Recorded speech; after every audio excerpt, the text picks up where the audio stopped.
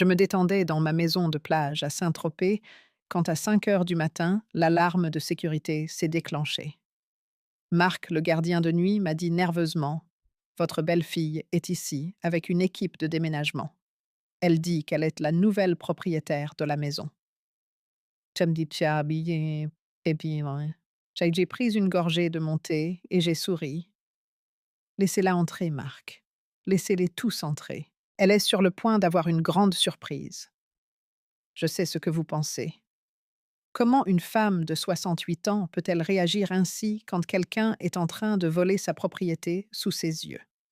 Laissez-moi vous expliquer une chose. Le calme n'est pas une faiblesse. Le calme est l'arme la plus puissante que vous ayez quand vous savez déjà comment le film se termine. Mais avant de vous raconter comment j'en suis arrivé à ce moment, vous devez connaître toute mon histoire.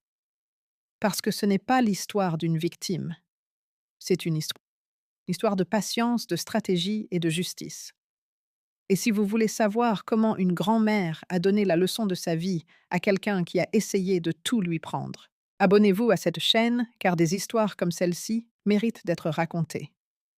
Je m'appelle Hélène Dupont, j'ai 68 ans. J'ai à mon actif 40 ans de travail acharné et 8 ans de veuvage. J'ai construit mon patrimoine avec ces mains qui tremblent un peu maintenant, en tenant une tasse, mais qui n'ont jamais tremblé quand il a fallu élever ma famille. Ce vendredi matin-là, alors que le ciel de Saint-Tropez commençait à se teinter d'orange, j'étais sur la terrasse de ma maison face à la mer. Une maison que j'ai achetée avec mon indemnité de départ.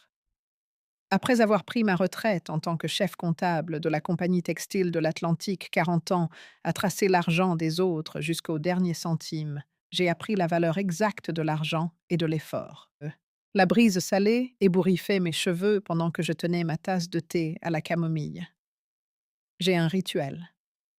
Chaque matin avant l'aube, je descends sur la terrasse avec ma couverture en laine, couleur terre cuite, celle que ma mère a tricotée avant de mourir, et je regarde l'océan se réveiller. C'est mon moment de paix, mon moment pour me rappeler pourquoi je continue d'avancer. Puis j'ai entendu la sonnerie du portail insistante agressive. Ce n'était pas une visite amicale. Marc, mon gardien de nuit, un homme d'une cinquantaine d'années, au visage constamment inquiet, est arrivé en courant du jardin latéral. Sa lampe de poche se reflétait sur son gilet de sécurité. Madame Hélène, désolée pour l'heure. Sa voix s'est brisée. Il y a un camion de déménagement au portail. Et votre belle-fille, Madame Chloé. Elle dit qu'elle est ici pour récupérer ses affaires, que la maison est à elle maintenant. Je ne me suis pas levée tout de suite. J'ai pris une autre gorgée de mon thé.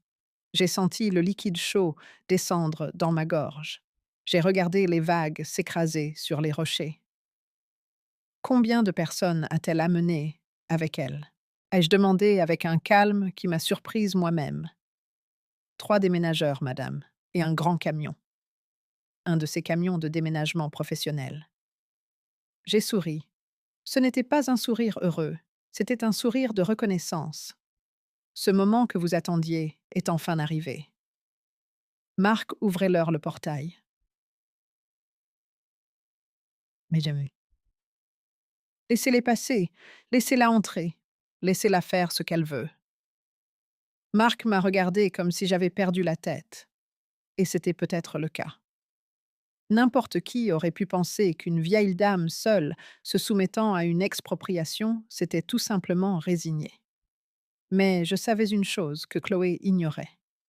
Quelque chose que personne ne savait encore. Chloé, ma belle-fille, la femme qui a épousé mon fils unique. Thomas, il y a 5 ans, une femme de 36 ans belle, comme si elle sortait de la couverture d'un magazine. Rusée comme un renard, ambitieuse comme personne. Quand Thomas me l'a présentée, j'ai voulu croire en elle. J'ai voulu croire que mon fils, après 2 relations ratées, avait enfin trouvé quelqu'un qui l'aimait vraiment. Thomas avait 43 ans. Il travaillait comme ingénieur civil dans une entreprise de construction. Il gagnait bien sa vie, mais n'a jamais eu la bosse des affaires. Il a toujours été noble, trop noble. Chloé est entrée dans nos vies comme un tourbillon parfumé. belle polie, avec cette façon de parler qui fait que tout semble important. Elle disait travailler dans le marketing digital, mais je ne l'ai jamais vue travailler réellement. Au début, elle me prenait dans ses bras. Elle m'appelait maman. Elle apportait des desserts quand elle venait, mais je ne suis pas stupide. Je ne l'ai jamais été. Je remarquais comment ses yeux balayaient toute ma maison chaque fois qu'elle venait. Comment elle posait des questions avec un intérêt un peu trop prononcé sur ma retraite, mes propriétés, mes projets. Comment elle chuchotait avec Thomas quand il pensait que je n'écoutais pas.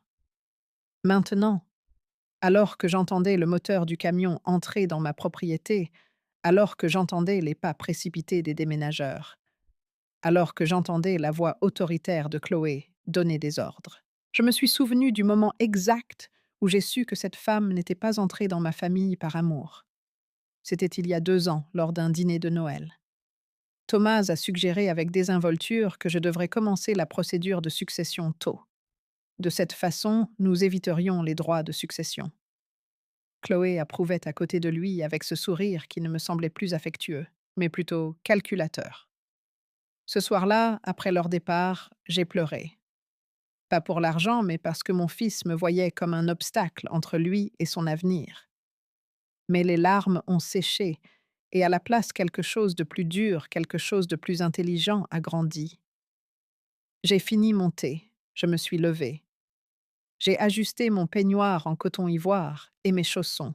J'ai attaché mes cheveux gris en une simple queue de cheval, et je suis entrée dans la maison parce que Chloé était sur le point d'apprendre la leçon la plus coûteuse de sa vie, et j'étais prête à la lui enseigner. Mais ce que Chloé ne savait pas, c'est que je me préparais à ce moment depuis des mois, et que ce qu'elle était sur le point de découvrir allait tout changer. De la fenêtre du premier étage, j'observais Chloé diriger les déménageurs comme si elle était la maîtresse d'un empire. Elle portait un jean moulant, un chemisier en soie blanche et des lunettes de soleil bien que le jour se soit à peine levé. Ses cheveux châtains parfaitement lisses tombaient sur ses épaules. Toujours impeccable, toujours en contrôle. Du moins c'est ce qu'elle pensait. C'est ce... Tout cet ensemble de terrasses, a-t-elle pointé du doigt vers ma véranda. Les meubles de jardin sont en teck. Ils coûtent une fortune. Le canapé gris du salon principal, la table basse en marbre, tout ce qui a de la valeur va dans le camion.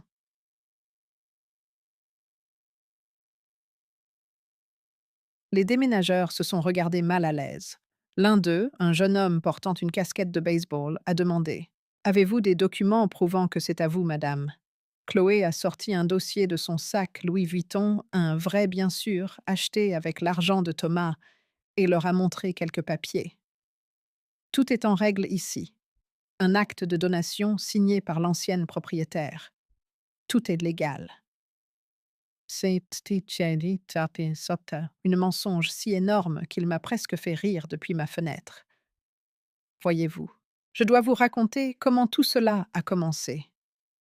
Comment je me suis retrouvée avec une belle fille capable de me voler alors que je respirais encore. J'ai rencontré Chloé il y a 5 ans, à la fête d'anniversaire de Thomas. Il est entré bras dessus, bras dessous avec elle, affichant un sourire que je n'avais pas vu sur son visage depuis qu'il était petit. Elle portait une robe rouge qui épousait ses courbes, des talons hauts, un maquillage parfait. En me saluant, elle a pris mes mains dans les siennes. Hélène Thomas m'a tellement parlé de vous. C'est un honneur de rencontrer la femme qui a élevé un homme aussi merveilleux. Les bons mots, le bon ton, le bon sourire. Mais j'ai déjà vécu 68 ans, et on apprend à lire ce qui se cache derrière les sourires. Ses yeux m'évaluaient non pas avec affection, mais avec le calcul de quelqu'un qui entre dans un magasin et regarde s'il peut s'offrir ce qu'il y a dans la vitrine. Les premiers mois ont été du pur théâtre. Chloé venait chez moi à Neuilly-sur-Seine tous les dimanches. Elle aidait dans la cuisine, s'informait de ma santé, apportait des fleurs. Thomas était sous le charme. Je voulais avoir tort. Je voulais que mes instincts me mentent. Mais ensuite, les changements subtils ont commencé. Les visites sont passées à une fois toutes les 2 semaines, puis mensuelles. Thomas a commencé à annuler nos déjeuners. parce que Chloé avait prévu quelque chose. Quand j'appelais, il semblait pressé, distrait toujours pressé. Un après-midi, je l'ai confronté. C'était dans ma cuisine, 6 mois après le mariage. Thomas y était allé seul, ce qui était rare à ce stade. Mon fils, j'ai l'impression de te perdre, lui ai-je dit en lui servant du café. Il a détourné le regard. Maman, ce n'est pas ça. C'est juste que Chloé te trouve très envahissante. Elle dit que nous avons besoin d'espace pour construire notre mariage. Envahissante. Ce mot m'a coupé comme un couteau. Envahissante, pour vouloir voir mon fils. Ne le prends pas mal. Elle vient d'un autre type de famille, plus indépendante. Plus indépendante. Comme si aimer sa propre famille était une faiblesse. J'ai ravalé ma douleur. J'ai souri. Je lui ai dit que je comprenais.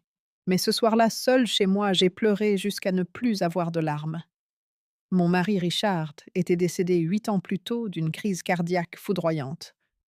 Thomas était tout ce qu'il me restait, et quelqu'un était en train de me l'enlever morceau par morceau. Les mois ont passé. La distance augmentait. Thomas a cessé de me parler de sa vie. Je ne savais plus s'il avait des problèmes au travail, s'il était heureux, s'il dormait bien.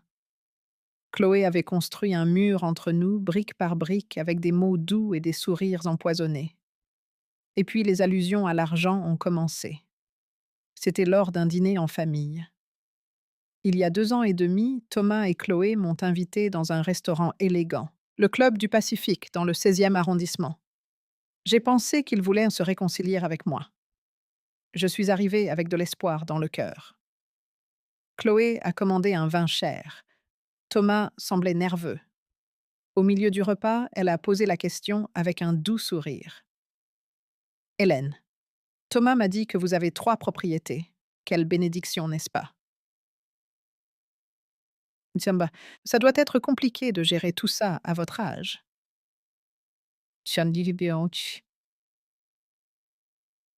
À mon âge, comme si les 66 ans que j'avais alors me rendaient incapable. J'arrive à les gérer parfaitement. Merci, ai-je répondu sèchement. Bien sûr, bien sûr. Je disais ça comme ça. Eh bien, Thomas est votre unique héritier, et avec les droits de succession si élevés ici, il serait plus intelligent de faire la donation des propriétés de votre vivant. De cette façon, vous évitez que l'État n'en prenne la moitié. Thomas regardait fixement son assiette. Il ne m'a pas défendu. Il n'a pas dit « ce n'est pas le moment » ou « c'est la décision de ma mère ». M'ont-ils d'un silence. Non, complice. Mes propriétés sont dans une fiducie de mon vivant, ai-je répondu. Je suis la seule bénéficiaire tant que je vivrai. Après mon décès, elles iront à Thomas. Tout est en ordre. Chloé a pincé les lèvres. Son sourire n'atteignait pas ses yeux. Si bien organisé, quoique. Vous ne faites pas confiance à votre propre fils. Cette question, cette foutue question qui m'a hantée pendant des mois. Car c'était là que résidait le véritable poison. Me faire sentir coupable de protéger ce que j'avais construit avec 40 ans de travail, me faire sentir que ne pas lui faire suffisamment confiance pour tout, lui remettre immédiatement signifiait que je n'aimais pas mon fils. De ma fenêtre, j'observais Chloé pointer maintenant ma collection de tableaux dans le salon. Des peintures que j'ai achetées lors de mes voyages, chacune avec une histoire, ou support, avec un souvenir. Celle-là aussi, tout ce qui a de la valeur. L'un des déménageurs a demandé à nouveau. Êtes-vous sûr que la propriétaire a autorisé cela? Parce que sinon, voulez-vous que j'appelle la police et que je leur dise que vous entravez un déménagement légal? La voix de Chloé est devenue dure. Faites votre travail et je vous paie le double.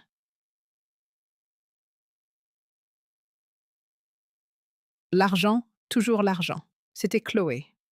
Belle à l'extérieur, vide à l'intérieur. Et mon fils, mon bon et noble Thomas, était tombé amoureux de l'emballage sans voir que le cadeau était pourri. J'ai pris une grande inspiration. Je l'ai laissé jouer. Je l'ai laissé prendre confiance, car chaque minute qui passait, chaque meuble qu'elle faisait charger, chaque mot qu'elle disait devant des témoins était un élément de preuve supplémentaire. Et j'avais appris une chose en 40 ans de comptabilité. Les chiffres ne mentent pas, les documents ne mentent pas.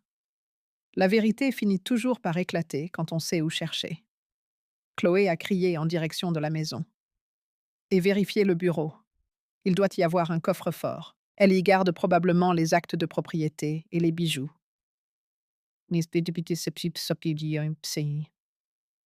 J'ai souri parce qu'elle n'avait aucune idée de ce que je gardais vraiment dans ce bureau. Et elle était sur le point de le découvrir. Mais il y avait quelque chose que Chloé ignorait complètement, quelque chose qui transformerait son sourire triomphant en une expression de panique absolue. J'ai descendu les escaliers lentement, sans me presser. Chaque marche était une décision consciente.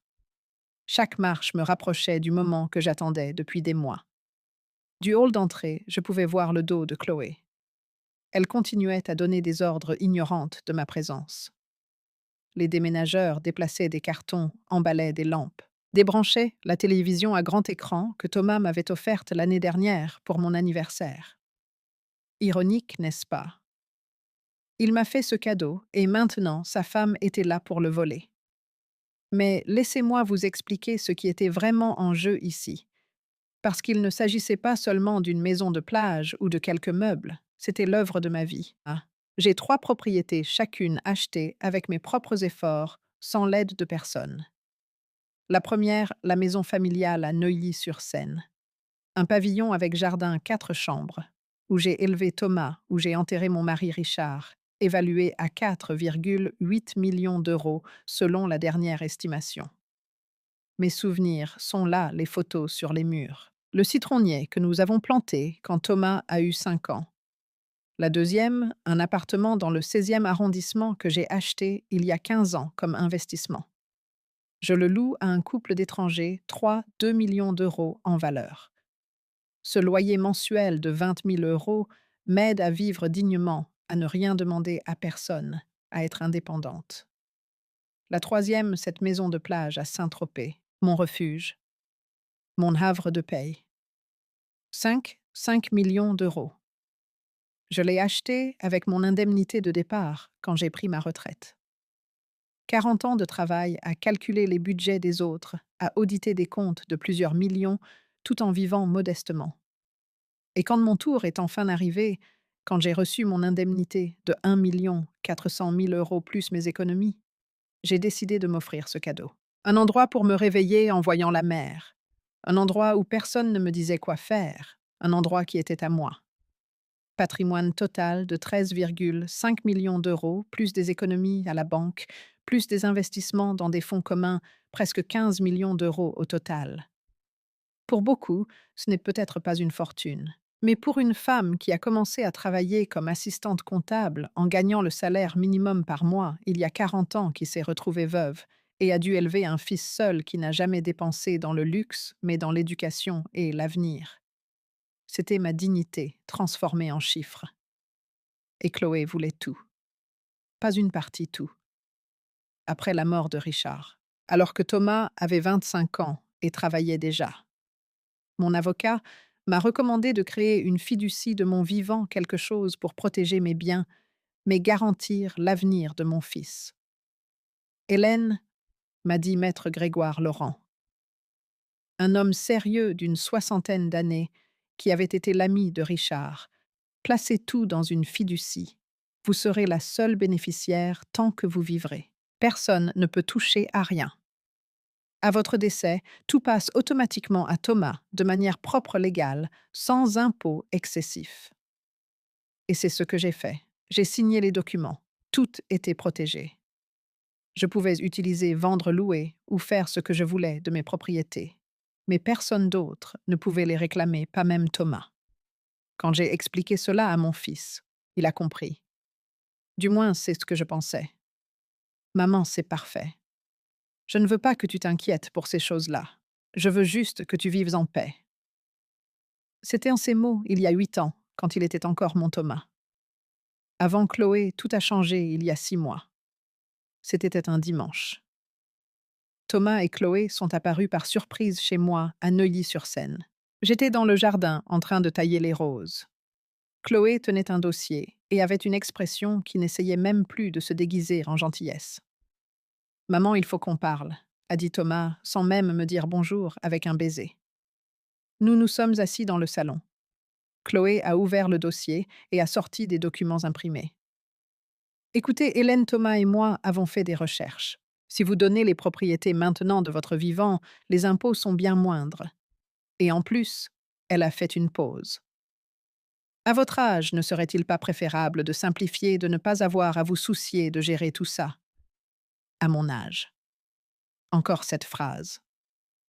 Je n'ai pas besoin de simplifier quoi que ce soit. J'en suis parfaitement capable. Bien sûr que oui, est intervenu Thomas, que wa si it. Mais sa voix semblait répéter. Personne ne dit le contraire. C'est que, eh bien, Chloé et moi voulons acheter une plus grande maison. Nous pensons avoir des enfants bientôt, et si nous pouvions vendre l'appartement du 16e ou contracter un prêt en utilisant ses propriétés comme garantie. Tintium. La vérité crue était là. Ils voulaient mes biens comme garantie pour leur projet, pour leur vie, comme si mes 40 ans de travail n'étaient qu'une ressource disponible pour leurs caprices. La réponse est non. Le masque de Chloé est complètement tombé. Vous ne faites pas confiance à votre propre fils. Quel genre de mère fait ça? Une mère qui a travaillé tous les jours de sa vie pour avoir quelque chose à elle. Une qui ne va pas céder sa sécurité juste parce que quelqu'un le demande.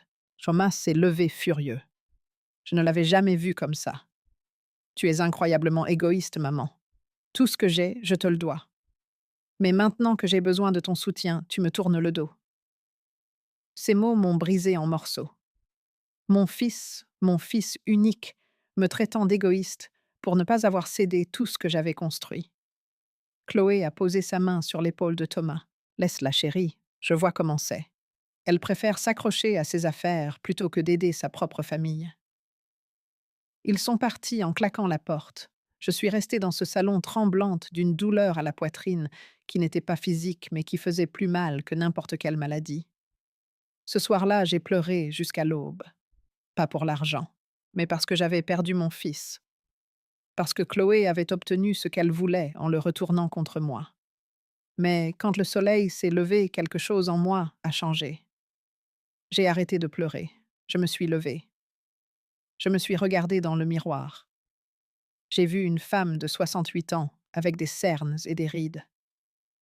Oui, mais j'ai aussi vu autre chose. J'ai vu de la force. J'ai vu de l'intelligence. J'ai vu 40 ans d'expérience dans le traitement des chiffres des audits des personnes qui essayaient de voler ou de tromper. Et je savais que je ne serais pas une victime. Le jour même, j'ai appelé Maître Laurent. J'ai besoin de votre aide. Quelqu'un va essayer de prendre ce qui m'appartient et je dois être prête. Temps. Debout dans le hall d'entrée de ma maison de plage, regardant Chloé sourire, croyant qu'elle avait gagné, je me souvenais de chaque seconde de cette humiliation et je me suis remplie d'un calme glacial. Parce que la douleur enseigne. Et j'avais bien appris. Vous voulez ce café, Hélène? A demandé Chloé, faisant un geste vers la cuisine, comme si c'était la sienne. J'ai souri. Pour la première fois depuis des mois, j'ai vraiment souri. Non, merci. Je préfère attendre l'arrivée de mes invités. Chloé a cligné des yeux confuses. Quels invités? Et à ce moment-là, la sonnerie du portail a retenti. La sonnette a retenti une fois, deux fois, avec insistance. Chloé a regardé vers la porte, puis vers moi. Pour la première fois de la matinée, j'ai vu une ombre de doute traverser son visage. Qui d'autre vient à cette heure? Je n'ai pas répondu. J'ai simplement marché vers l'entrée d'un pas lent et délibéré. Marc avait déjà ouvert le portail. J'ai entendu le moteur d'une voiture, puis d'une autre des pas qui s'approchaient. Mais avant de vous dire qui est arrivé, vous devez comprendre comment j'ai préparé ce moment. Parce que la justice n'arrive pas seule. La justice se construit, se documente et se planifie avec patience. Ce matin-là, après le dîner humiliant, je me suis réveillée avec les yeux gonflés, mais l'esprit clair. Je me suis préparé un café, comme ma mère me l'avait appris, avec de la cannelle. Je me suis assise dans ma cuisine et j'ai pris un carnet. Pendant 40 ans, j'ai géré des livres de comptes, des chiffres des audits des preuves. Je savais comment fonctionnait le monde des documents des preuves et des registres. Et si mon travail m'a appris une chose, c'est ceci. La vérité laisse toujours une trace. Il suffit de savoir où chercher. J'ai écrit 3 noms dans ce carnet. Grégoire Laurent, avocat de confiance. Docteur Éric Moreau. Mon médecin depuis 20 ans. Paul Martin, détective privé. 3 piliers pour construire ma défense. Maître Laurent est venu chez moi ce même lundi. Il a 68 ans comme moi, avec des cheveux gris parfaitement peignés, toujours dans un costume impeccable. Il était camarade d'université de Richard, un homme d'honneur. Je lui ai tout raconté. Le dîner, les accusations de démence, la pression pour signer une procuration, l'éloignement de Thomas. Grégoire a écouté sans m'interrompre. Quand j'ai eu fini, il a ajusté ses lunettes et a dit: Hélène, c'est un schéma classique. Ils montent un dossier pour vous déclarer incapable et prendre le contrôle de vos biens. Nous avons déjà vu cela. Des personnes âgées avec des biens des parents ambitieux. D'abord, nous devons documenter votre totale capacité mentale. Aucun juge ne peut vous déclarer incapable si nous avons des examens médicaux récents prouvant le contraire. L'après-midi même, je suis allée voir le docteur Moreau. Il a fait tous les examens, un mini-examen de l'état mental, des tests de mémoire, une évaluation cognitive complète. Une semaine plus tard, j'avais les résultats entre les mains. Une patiente de 68 ans avec une fonction cognitive tout à fait normale pour son âge. Aucun signe de déficience orienté dans le temps, l'espace et la personne. Excellente mémoire de travail, capacité de jugement intacte. J'ai gardé ces documents comme de l'or. C'était mon bouclier contre les mensonges de Chloé, mais j'avais besoin de plus. J'avais besoin de savoir qui était vraiment la femme qui s'était infiltrée dans ma famille.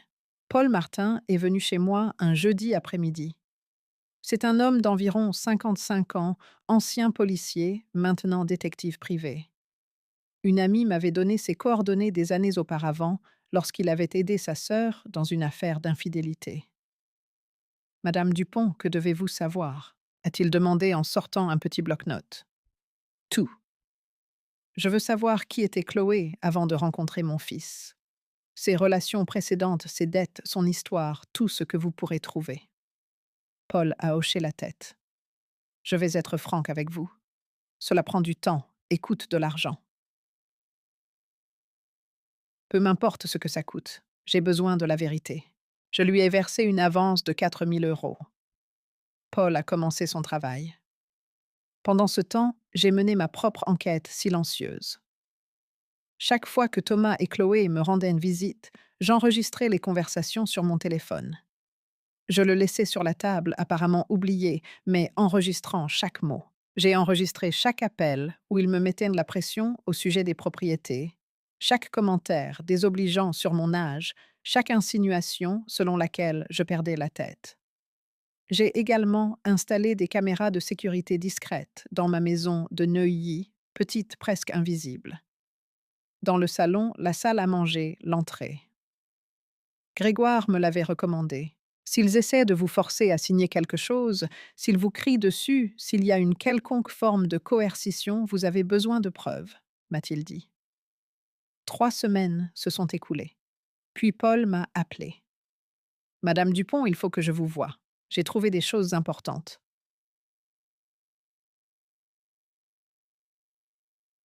Nous nous sommes retrouvés dans un café calme du centre-ville. Paul a posé un épais dossier sur la table. Mon cœur battait à tout rompre.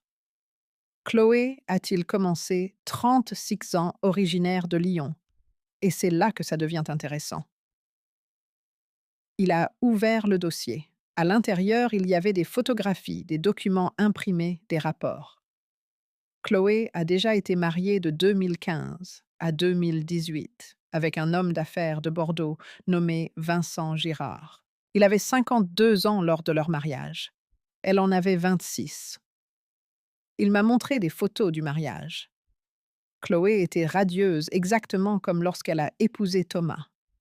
Le même sourire calculateur. Le mariage s'est terminé par un divorce houleux.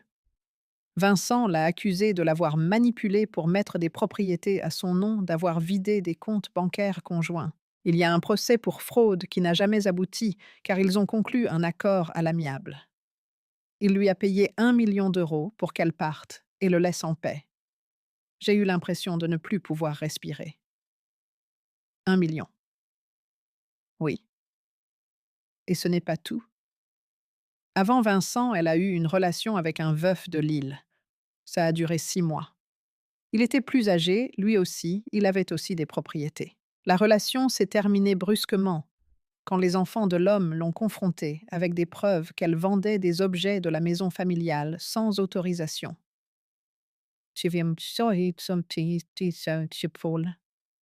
A sorti d'autres papiers. Chloé a des dettes beaucoup. Des cartes de crédit, 390 000 euros au total, 4 cartes différentes, toutes au plafond. Elle doit aussi de l'argent à des usuriers, au moins 100 000 euros de plus, presque un demi-million de dettes. Et elle vivait comme une millionnaire. Thomas est au courant. Paul a secoué la tête. J'en doute. J'ai aussi enquêté sur votre fils, madame. Thomas a un dossier de crédit vierge, un revenu stable, mais depuis qu'il a épousé Chloé, il a contracté un prêt personnel de 200 000 euros et un autre de 150 000 euros l'année dernière. Tout cet argent a disparu.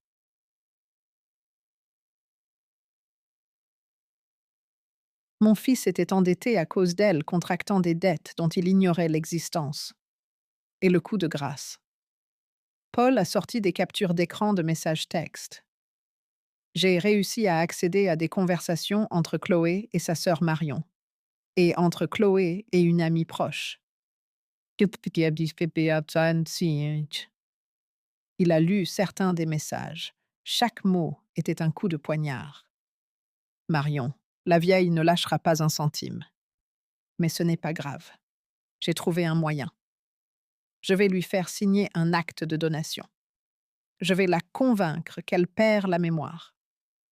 Thomas est un idiot utile. Il fait tout ce que je lui dis.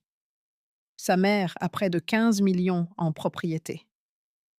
Si j'arrive à ce qu'elle m'en donne, ne serait-ce qu'une, ce mariage ennuyeux en aura valu la peine. Je ne vais pas attendre qu'elle meure. J'ai des dettes à payer maintenant. Je vais la presser jusqu'à ce qu'elle cède. Les larmes coulaient sur mon visage pendant que Paul lisait. Ce n'étaient pas des larmes de tristesse, c'étaient des larmes de rage. Comment avez-vous obtenu ces conversations? Paul a souri légèrement. J'ai mes méthodes, madame. L'important est que ce soit une preuve solide de ses intentions. Est-il légal de l'utiliser dans un procès civil pour fraude ou coercition? Oui, ça peut être utilisé. Cela n'a pas été obtenu par des écoutes illégales. Disons qu'une source proche de Chloé les a partagées avec moi. Je n'ai pas posé d'autres questions. Je ne voulais pas savoir. J'ai apporté toutes ces informations à Grégoire. Nous nous sommes assis dans son bureau et avons examiné chaque document, chaque conversation, chaque preuve. Hélène, vous avez un dossier solide, a-t-il dit. Si Chloé tente quoi que ce soit, si elle vous presse de signer, si elle essaie de vous faire déclarer incapable, nous avons ce qu'il faut pour vous défendre. Mais plus que cela, nous avons ce qu'il faut pour la poursuivre en justice. Que suggérez-vous? Grégoire s'est adossé à sa chaise. Nous attendons. Laissez-la faire le prochain pas. Plus elle prendra confiance, plus elle fera d'erreurs. Et quand elle commettra l'erreur fatale, nous agirons. Et c'est un inciti que j'ai attendu des semaines avec la patience d'un chasseur, jusqu'à ce qu'il y a un mois, Chloé fasse le mouvement que j'attendais. Elle est venue chez moi avec un homme qu'elle a présenté comme Monsieur Perrin, un expert en questions notariales. Ils ont apporté des documents fiduciaires mis à jour, des papiers d'apparence très professionnels, avec des tampons avec un jargon juridique compliqué. Nous avons juste besoin de votre signature ici, Hélène. C'est pour mettre à jour les bénéficiaires pour votre protection.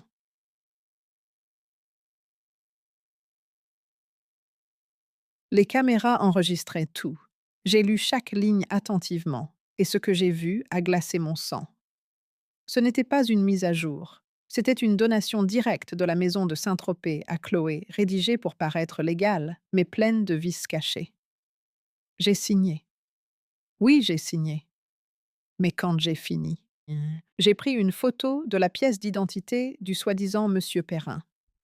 Le même après-midi, Grégoire a enquêté. Il s'est avéré que le vrai nom de Monsieur Perrin était Hector Perrin. Il avait été avocat jusqu'en 2020 et un date à laquelle le barreau l'avait radié pour falsification dans une affaire d'héritage.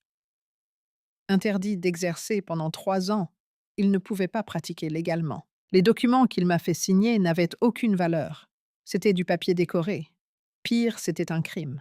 Fraude, falsification de documents publics, exercice illégal de la profession. Hélène, nous pouvons poursuivre immédiatement, a déclaré Grégoire. Avec ça, nous pouvons la mettre en prison. Non, ai-je répondu, avec un calme qui m'a surprise. Pas encore. Laissez-la prendre plus d'assurance. Je veux qu'elle commette sa plus grande erreur, qu'elle s'expose complètement pour ne pas pouvoir nier. Vous êtes sûr, plus le temps passera, plus cela risque d'être compliqué. Je suis sûre de connaître cette femme. Elle ne se contentera pas d'avoir les papiers. Elle voudra la maison. Elle voudra venir en prendre possession. Et quand elle le fera, nous la prendrons en flagrant délit. Et maintenant, en regardant mes vrais invités arriver à la porte de ma maison de plage, je savais que ce moment était arrivé. Chloé était sur le point de découvrir que la souris qu'elle pensait avoir attrapée était en fait le chat. La porte s'est ouverte et les uns après les autres, les éléments de ma stratégie sont entrés. D'abord, maître Grégoire Laurent, avec sa mallette en cuir et cette expression sérieuse qui imposait le respect.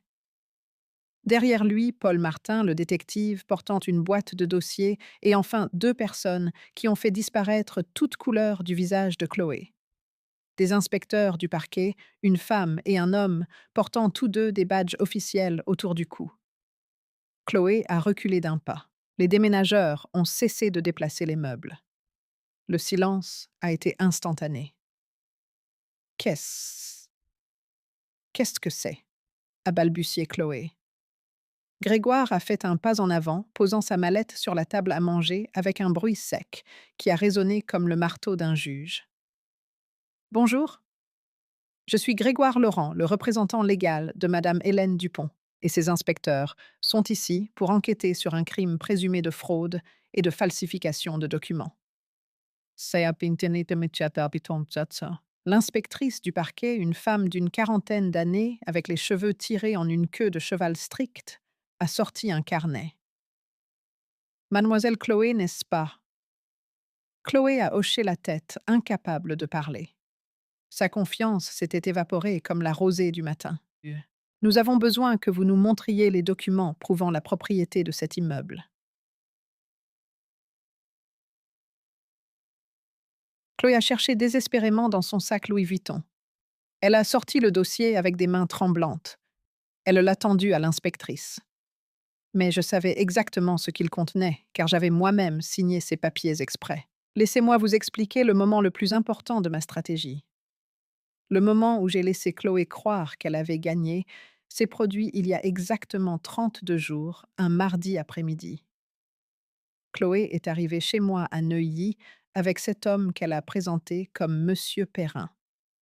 Il était grand, avait environ 50 ans, portait un costume gris bon marché et une mallette usée. Il souriait trop. Ses yeux évitaient le contact direct. J'avais déjà activé les caméras cachées. Chaque mot, chaque geste serait enregistré. Hélène, quelle joie de vous voir. Chloé a embrassé ma joue, laissant une trace de rouge à lèvres qui ressemblait à du poison. Écoutez, j'ai amené Monsieur Perrin. Il est expert en documentation fiduciaire. Thomas et moi avons pensé qu'il serait bon de mettre à jour certains documents. Pour votre sécurité, pour notre sécurité.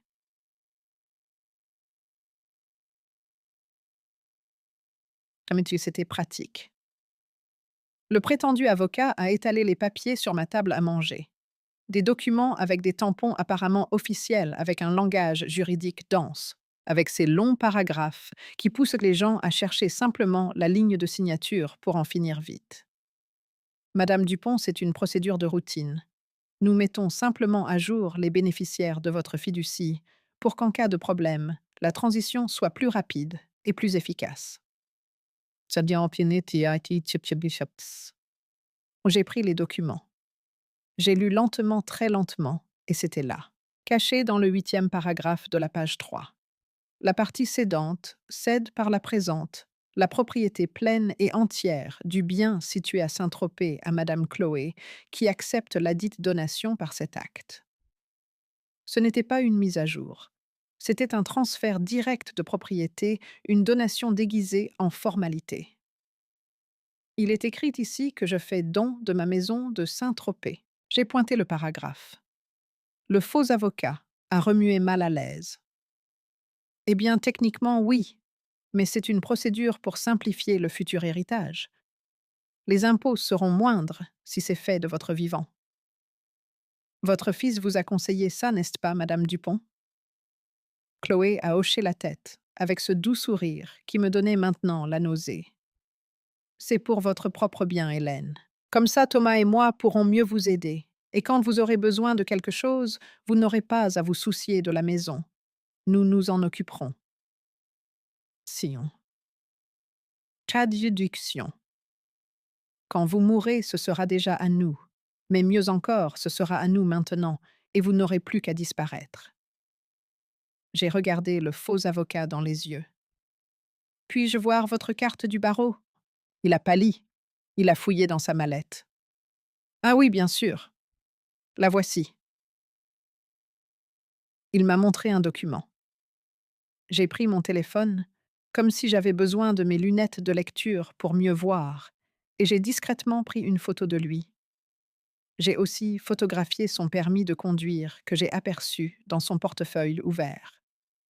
On dirait que tout est en ordre, ai-je dit avec la voix d'une femme âgée et fatiguée, le rôle qu'il voulait que je joue. J'ai signé toutes les pages, toutes les initiales, toutes les signatures. Chloé pouvait à peine contenir son excitation. Ses yeux brillaient. Le faux avocat a rapidement rassemblé les documents. Parfait. Dans quelques jours, vous aurez votre copie certifiée. Et le nouvel acte arrivera dans environ 3 semaines. Ils sont partis précipitamment. Chloé m'a embrassé le front comme si j'étais une petite fille sage qui venait de faire ses devoirs. Merci, Hélène. Vous verrez. C'est pour le mieux. Dès que j'ai fermé la porte, j'ai appelé Grégoire. Elle est tombée dans le piège. J'ai tout enregistré. L'après-midi même, Grégoire a enquêté sur ce monsieur Perrin. Son vrai nom était Hector Perrin.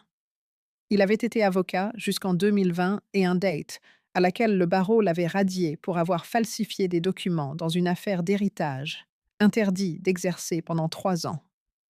Il ne pouvait pas pratiquer légalement. Les documents qu'il m'avait fait signer ne valaient rien. Ce n'étaient que des papiers décorés. Pire, c'était un crime. Fraude, falsification, exercice illégal de la profession. Hélène, nous pouvons poursuivre immédiatement, a dit Grégoire. Avec ça, nous pouvons la mettre en prison. Non, ai-je répondu avec un calme qui m'a surprise. Pas encore. Laissez-la prendre plus d'assurance. Je veux qu'elle commette sa plus grande erreur, qu'elle s'expose complètement, pour qu'elle n'ait aucun moyen de nier. Vous êtes sûr? Je suis sûre de connaître cette femme. Elle ne se contentera pas d'avoir les papiers. Elle voudra la maison. Elle voudra venir en prendre possession. Et quand elle le fera, nous la prendrons en flagrant délit. Et j'avais raison. 3 semaines plus tard, les faux documents sont arrivés par coursier chez moi, à Neuilly, de fausses copies certifiées conformes de faux tampons. Un montage impressionnant.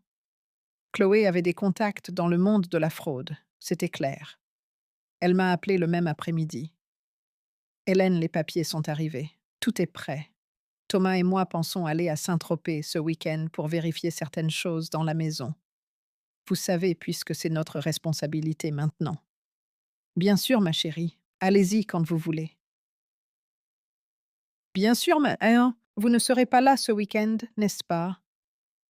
Non, je compte rester à Paris. J'ai un rendez-vous médical lundi. Un mensonge. Je serai à Saint-Tropez à l'attendre.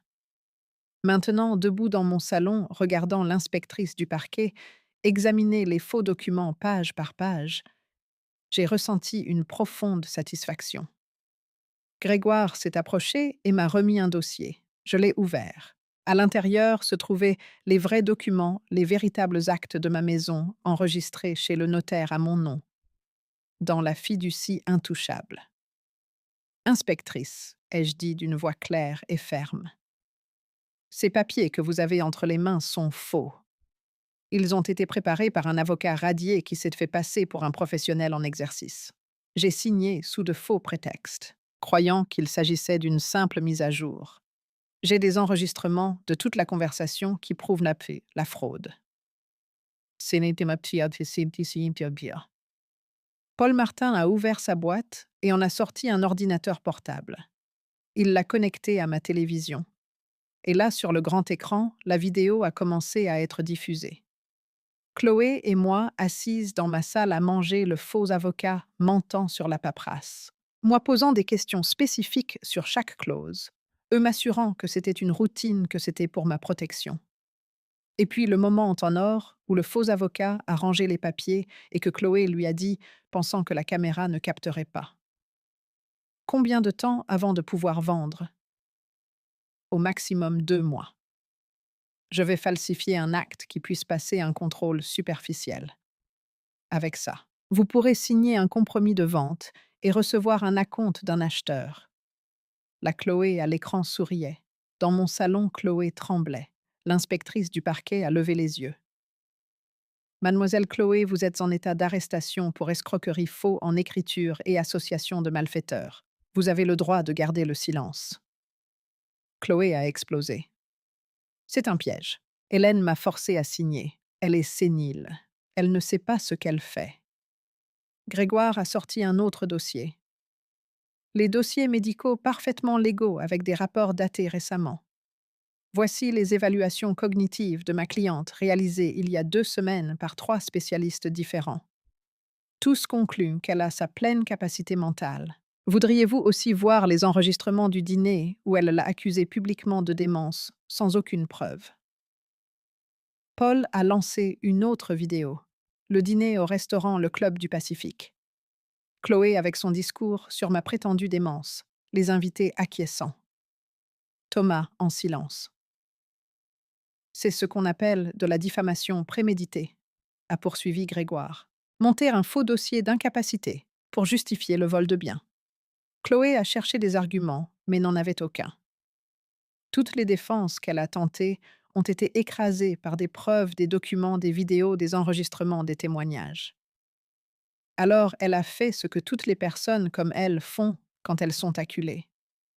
Elle a pleuré. Ce n'était pas mon idée, c'était celle d'Hector, l'avocat. Il m'a convaincue. Je voulais juste. Je voulais juste aider Thomas. Nous avons des dettes. Nous avions besoin d'argent.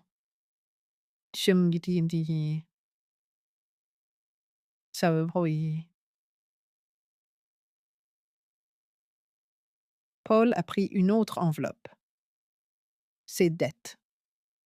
390 000 € de dettes de carte de crédit, tout dépensé en vêtements, voyages, restaurants. Rien de tout cela n'était pour Thomas, n'est-ce pas? Il lui a montré les relevés bancaires. Des achats dans des boutiques de luxe, des voyages aux Maldives, à Courchevel, 200 000 € en soins esthétiques, tout facturé sur des cartes dont Thomas ignorait l'existence. Et ici, a poursuivi Paul implacable. Vos conversations avec votre sœur Marion, où vous dites textuellement Thomas est un idiot utile. C'est sa mère qui a l'argent. Chloé s'est effondrée. Elle s'est jetée sur mon canapé, le même canapé qu'elle avait ordonné d'emballer une demi-heure plus tôt. Et moi, pour la première fois depuis des mois, j'ai senti que je pouvais respirer avec soulagement. Mais il manquait encore quelqu'un à arriver, quelqu'un qui devait voir tout cela de ses propres yeux. Le téléphone de Chloé a sonné. C'était Thomas. J'ai pu voir son nom clignoter à l'écran. Elle n'a pas répondu. Elle était paralysée, assise sur mon canapé, les mains tremblantes, son maquillage commençant à couler à force de pleurer. Mais j'ai pris mon téléphone. J'ai composé le numéro de mon fils, le numéro que j'avais appelé pendant des mois, seulement pour recevoir des réponses sèches ou un silence absolu. Maman. Sa voix semblait confuse. Chloé m'a envoyé un message étrange il y a une demi-heure. Elle m'a dit qu'elle était à Saint-Tropez. Que se passe-t-il? Thomas. J'ai besoin que tu viennes à la maison de plage maintenant. C'est urgent. Tu vas bien? Il s'est passé quelque chose. Pour la première fois depuis longtemps, j'ai décelé une inquiétude sincère dans sa voix, comme si une partie du Thomas que je connaissais existait encore sous toutes ces couches de manipulation. Je vais parfaitement bien, mais tu dois voir quelque chose. Quelque chose qui va changer tout ce que tu crois savoir. Il y a eu un long silence. Je suis en route. Je serai là dans 1 heure et tu dormes.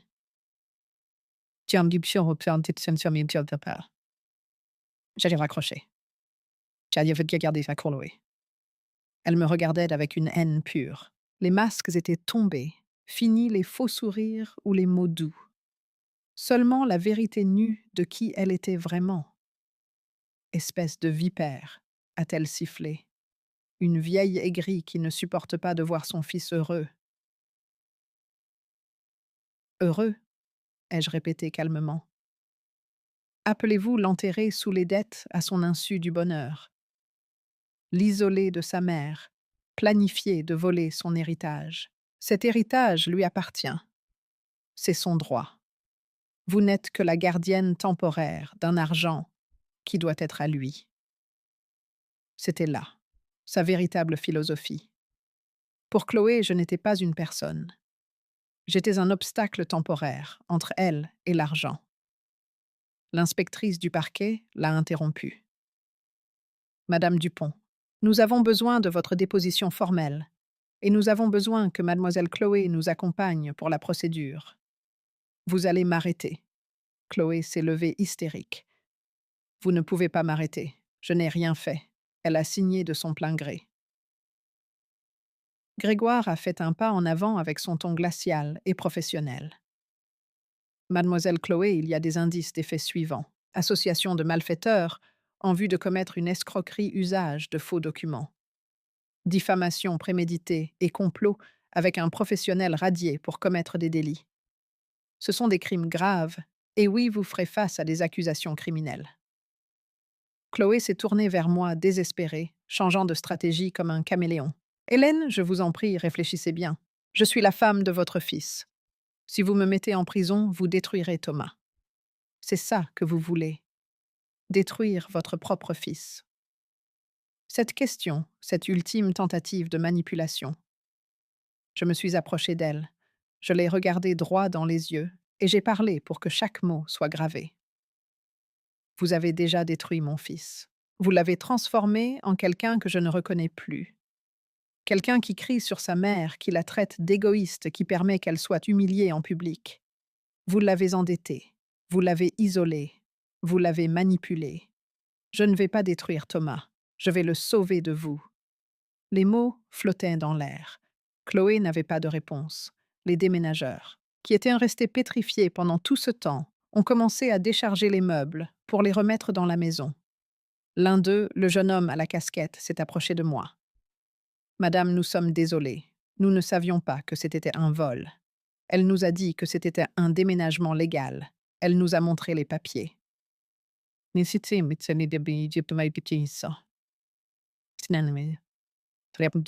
Rien, mon garçon. Vous faisiez juste votre travail. Vous n'êtes responsable de rien de tout ça. Les 3 déménageurs ont travaillé rapidement, remettant chaque objet à sa place. Mon salon était redevenu mon salon. Ma terrasse était redevenue ma terrasse. Ma maison était redevenue ma maison. Pendant ce temps, Paul Martin a préparé toutes les preuves par ordre chronologique. Des documents dans des dossiers étiquetés, des clés USB, avec les enregistrements, des copies, certifiées conformes de tout. Madame Dupont, a-t-il dit, c'est plus que suffisant non seulement pour vous défendre, mais aussi pour la poursuivre. Vous pouvez demander des dommages et intérêts pour préjudice moral, pour diffamation, pour le stress causé. J'ai secoué la tête. Je ne veux pas de son argent. Je n'ai jamais voulu d'argent. Je veux juste récupérer ma dignité et que mon fils se réveille. 1 heure a passé, puis une autre. Le soleil était haut dans le ciel. La brise marine entrait par les fenêtres ouvertes. J'avais fait du café pour tout le monde. Les inspecteurs prenaient des notes. Grégoire passait en revue les documents. Paul organisait les preuves et Chloé attendait gardée en silence. Son téléphone n'arrêtait pas de sonner. C'était Thomas qui appelait à plusieurs reprises. Finalement, nous avons entendu le moteur d'une voiture freiner brusquement devant la maison. Des pas précipités. La porte s'est ouverte. Thomas a fait irruption comme un ouragan. Ses cheveux étaient ébouriffés. Sa chemise froissée comme s'il l'avait enfilée à la hâte. Il a cherché Chloé. Il l'a trouvée. Puis il m'a vue. Qu'est-ce qui se passe ici, maman? Pourquoi y a-t-il des policiers? Pourquoi? Il s'est arrêté en observant toute la scène, les inspecteurs du parquet, Grégoire avec sa mallette, Paul avec l'ordinateur portable ouvert, les déménageurs finissant avec les meubles. Que quelqu'un m'explique ce qui se passe, a-t-il exigé. Chloé s'est levée du canapé et a couru vers lui, le serrant dans ses bras en pleurs. Thomas, ta mère m'accuse de choses horribles. Ils veulent m'arrêter, ça a été qu'ils m'arrêter. Aide-moi, s'il te plaît. Thomas m'a regardé par-dessus la tête de Chloé confus, attendant que je lui dise que tout cela n'était qu'un malentendu, mais ce n'était pas le cas. Thomas, ma voix est sortie plus douce que je ne l'espérais. Tu dois t'asseoir. Il y a des choses que tu dois voir. Des choses que tu dois savoir sur la femme que tu as épousée. De quoi parles-tu? Chloé m'a dit que tu avais signé un acte de donation, que la maison était pour nous. Tu as changé d'avis. Fils, je n'ai jamais rien donné. J'ai été trompée. Ta femme et un faux avocat m'ont fait signer des documents frauduleux. Et ce n'est que le début. Thomas a secoué la tête incrédule. Non, maman, tu es confuse. Chloé ne ferait pas ça. Confuse, est intervenu Grégoire. Votre mère est en pleine possession de ses facultés mentales. Nous avons les évaluations de 3 spécialistes différents. Ce que votre mère a jeune homme. Ce sont des preuves. Beaucoup de preuves. Paul a tourné l'ordinateur portable vers Thomas.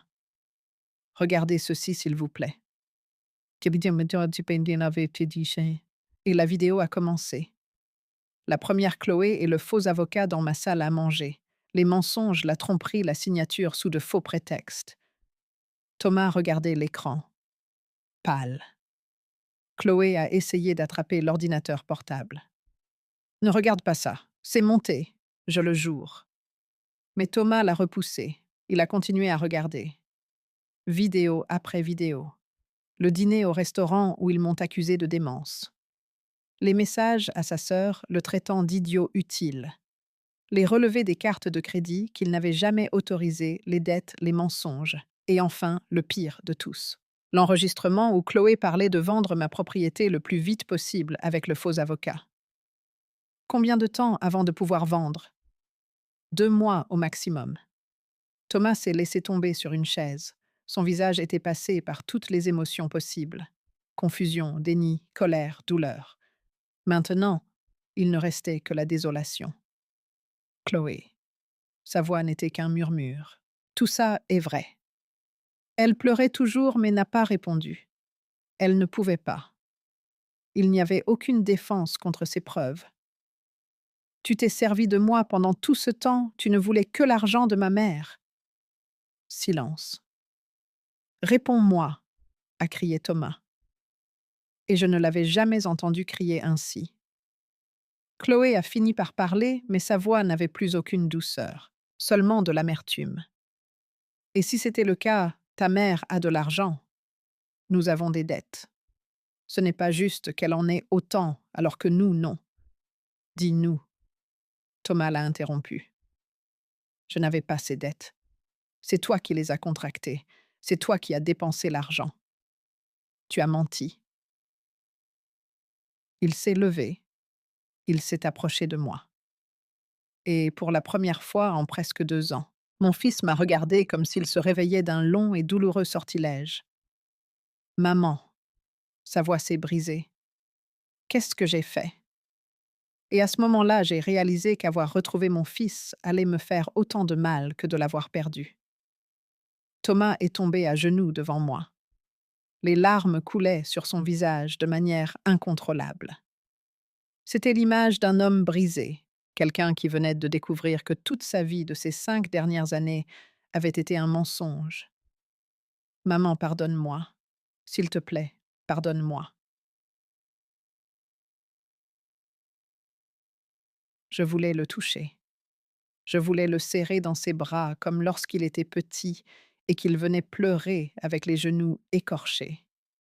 Mais quelque chose en moi me faisait encore trop mal. Les blessures ne guérissent pas instantanément, même si la partie coupable s'excuse. Thomas, lève-toi, lui ai-je dit fermement. Ne t'agenouille pas, je n'ai jamais voulu ça. Il s'est levé, essuyant ses larmes du revers de la main. Il m'a regardé avec des yeux rouges. Je t'ai traité d'égoïste, je t'ai crié dessus, je l'ai laissé t'humilier à ce dîner et je n'ai rien dit. Comment peux-tu seulement me regarder? Parce que tu es mon fils et parce qu'elle t'a manipulé. Mais ça n'efface pas la douleur, Thomas. Ça ne l'efface pas. Chloé, depuis sa place surveillée par les inspecteurs, a laissé échapper un rire amer. Quelle scène touchante, la mère héroïque et le fils repentant. Mais ne jouez pas les victimes. Vous avez de l'argent alors que d'autres personnes. Tais-toi. Thomas s'est tourné vers elle avec une froideur que je ne lui avais jamais vue. Ne parle plus. Tu n'en as pas le droit. À ce moment précis, la sonnette a de nouveau retenti. Marc est apparu à la porte nerveux. Madame Hélène, il y a d'autres personnes dehors. Ils disent qu'ils sont la famille de Madame Chloé. J'ai regardé Grégoire. Il a hoché la tête. C'est moi qui les ai appelés. Nous avons besoin de témoins pour tout ça, et ils doivent savoir qui est vraiment leur parente.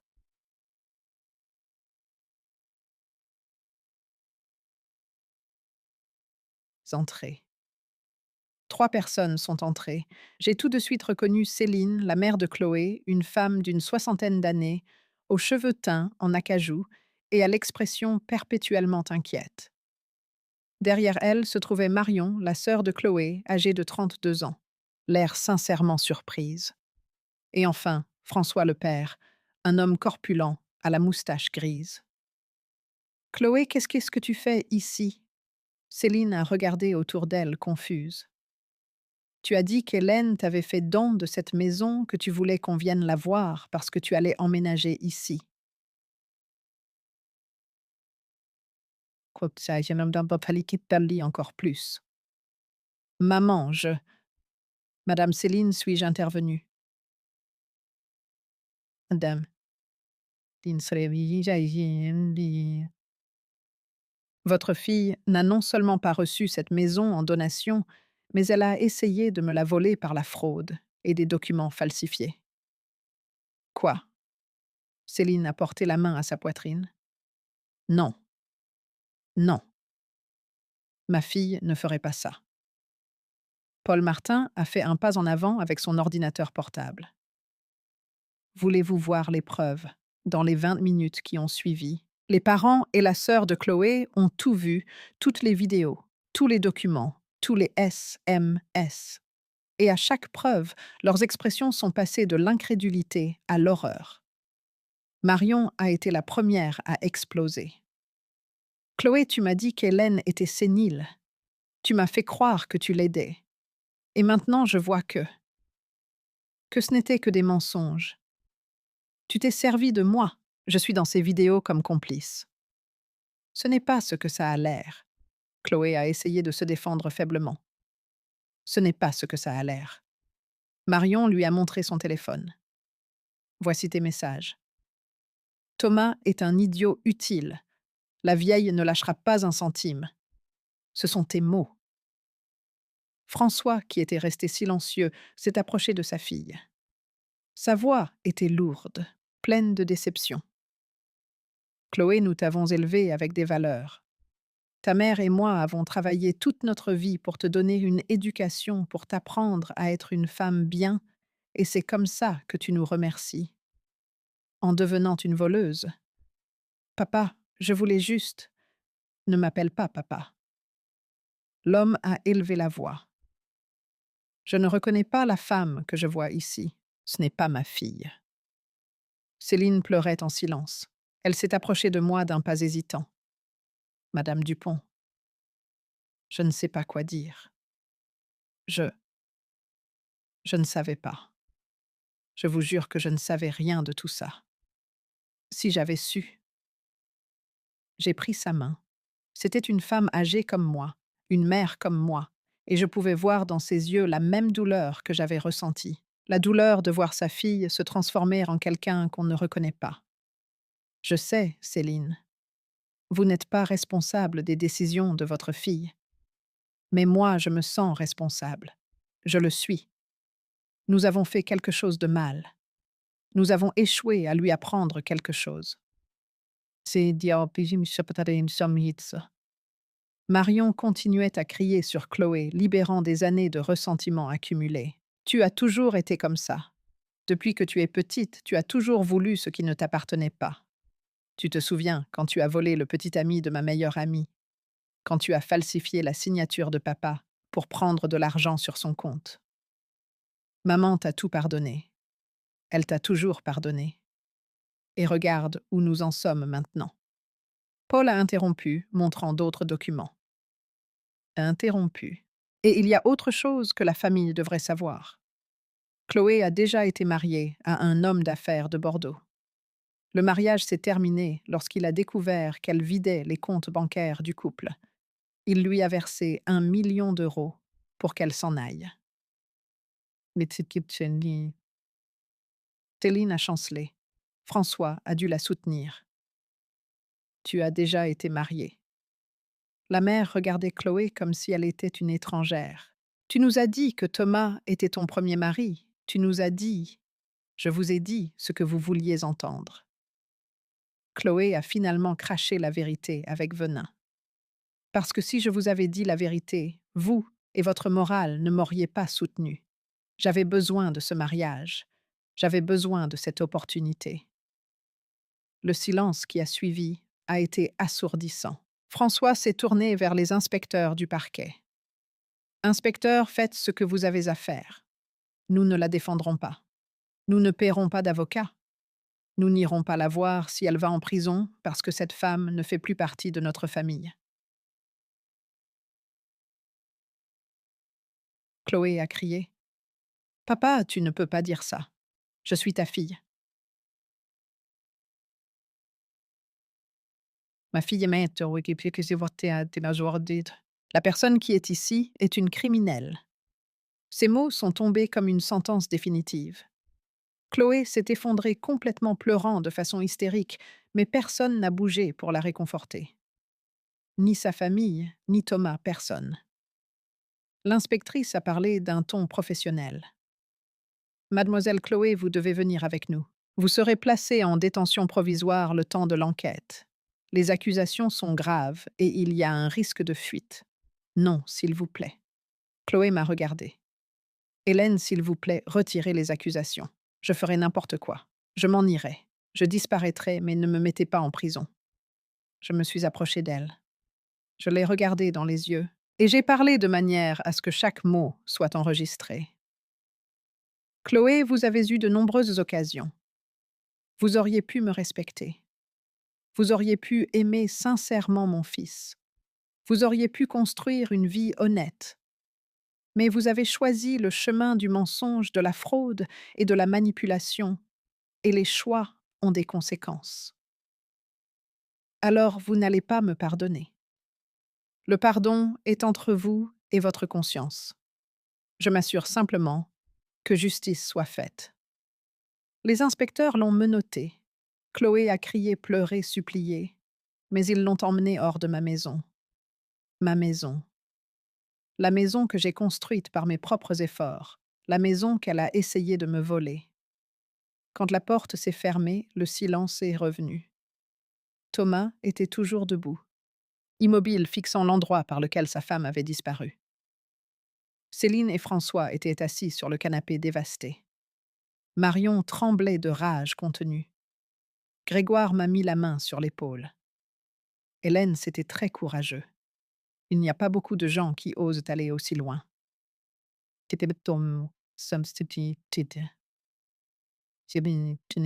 Du courage. C'était une nécessité. La nécessité de dignité. Chez Thomas s'est de nouveau approché de moi. Cette fois, il ne s'est pas agenouillé. Il s'est arrêté devant moi, les épaules tombantes, avec la posture de quelqu'un qui a tout perdu. Maman, je sais que je n'ai pas le droit de te demander quoi que ce soit. Mais y a-t-il un moyen d'arranger ça? Un moyen de revenir en arrière? Je ne l'ai pas laissé terminer. Thomas, le chemin du retour est long. Ça ne s'arrange pas avec des excuses. Ça s'arrange avec des actes, avec du temps, avec des preuves que tu as vraiment changé. Je ferai ce qu'il faudra. D'origine, puis j'ai commencé des petits. Faire du sopi. Suis une thérapie. Cherche un psychologue qui puisse t'aider à comprendre comment tu en es arrivé là, comment tu t'es laissé manipuler. Travaille sur toi-même, et quand tu seras prêt, quand tu auras vraiment fait ce travail intérieur, on parlera. Il a hoché la tête, les larmes revenant. Je t'aime, maman. Je n'ai jamais cessé de t'aimer. Je me suis juste perdue. Je sais, mon fils. Je sais.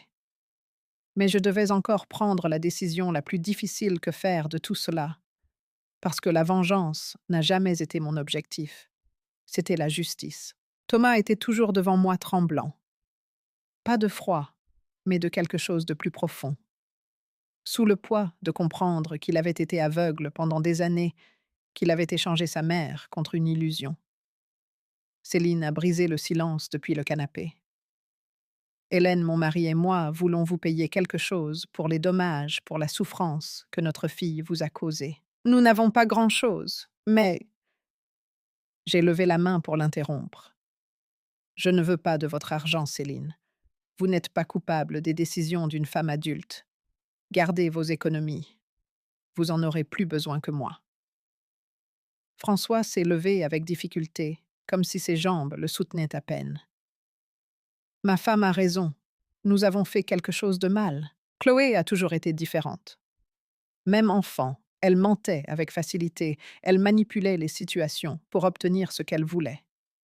Nous pensions qu'elle mûrirait, que le mariage la changerait. Le mariage ne change personne, ai-je dit doucement. Il révèle simplement qui la personne est vraiment.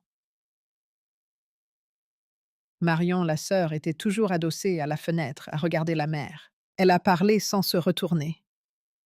Je savais qu'il y avait quelque chose qui n'allait pas. Je l'ai compris quand Chloé m'a montré les photos de cette maison et a dit qu'elle serait bientôt à elle. Mais quand je lui ai demandé comment elle s'est fâchée, elle m'a dit d'arrêter de me mêler de sa vie. Et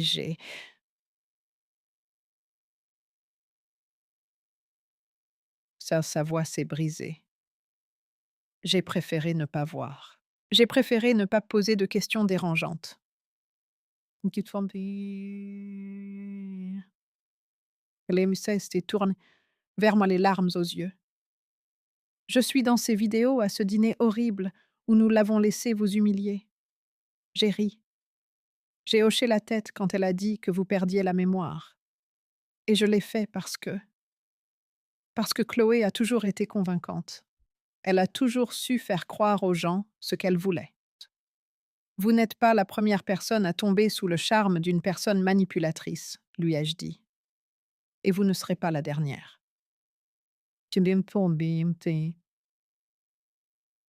Thomas était resté silencieux, mais maintenant il parlait d'une voix rauque, comme si chaque mot lui causait une douleur physique.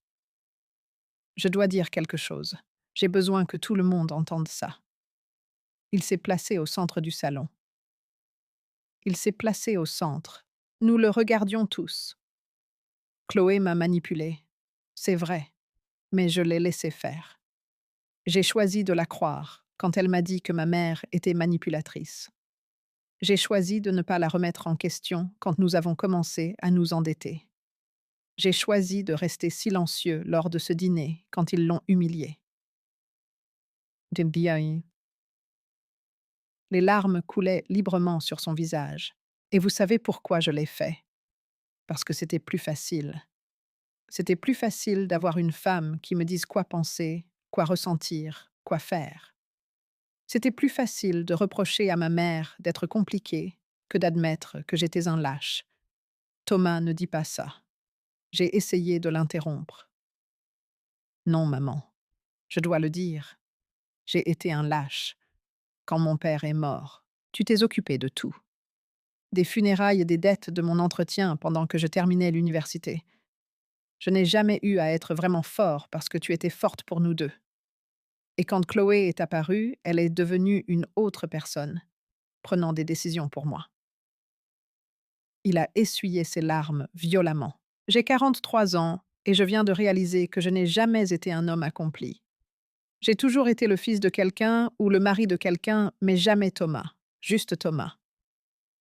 Le silence qui a suivi a été lourd, chargé de vérités douloureuses. Paul Martin, qui avait discrètement rangé les documents, a pris la parole.